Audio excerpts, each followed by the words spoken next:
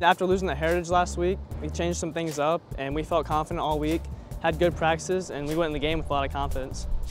That voice belongs to Jake Snyder, talking about Woodlan's Week 4 game versus Bluffton. The result? He did break a school record for passing yards in a game, so that alone, I guess, sets it apart. And we didn't turn the ball over once, and he had accounted for 5 touchdowns. So if he can do half that every game, we'll be in pretty good shape. That new school record? 391 passing yards.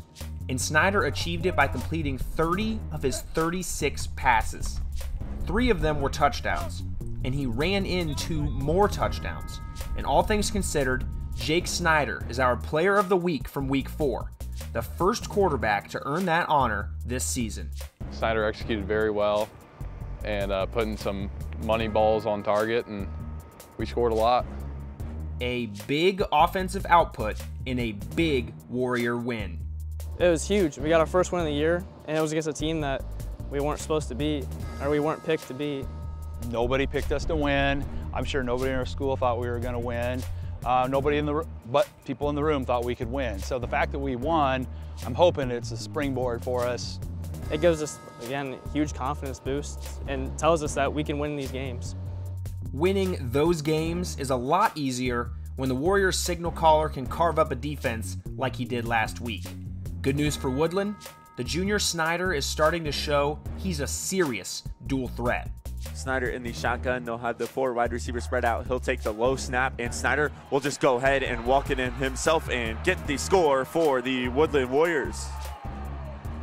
Well, he ran out of the pocket quite a few times, completed some passes that weren't necessarily supposed to be there, but he hit them, and I think those big plays is what changed the game for us. The biggest of all those plays? Probably the first touchdown to Joe. Him and his defender were fighting for it. I don't think I'll ever forget that ball, that catch, and that's that play alone. And did he bring it in? Is that Joe Reedy? He did. Touchdown Warriors. Joe Reedy on the reception for Woodlan to bring in the score. I mean, kind of there it was like, we've got this. So that one will stick for a long time. But probably the most impactful play was his 5th and final touchdown of the game.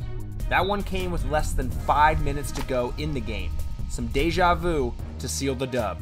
Snyder will take it from the shotgun, looking to go up top to his receiver, Joe Reedy. And oh my goodness, Joe Reedy brings it in for the score. Touchdown Warriors. Just a little fade route to the corner.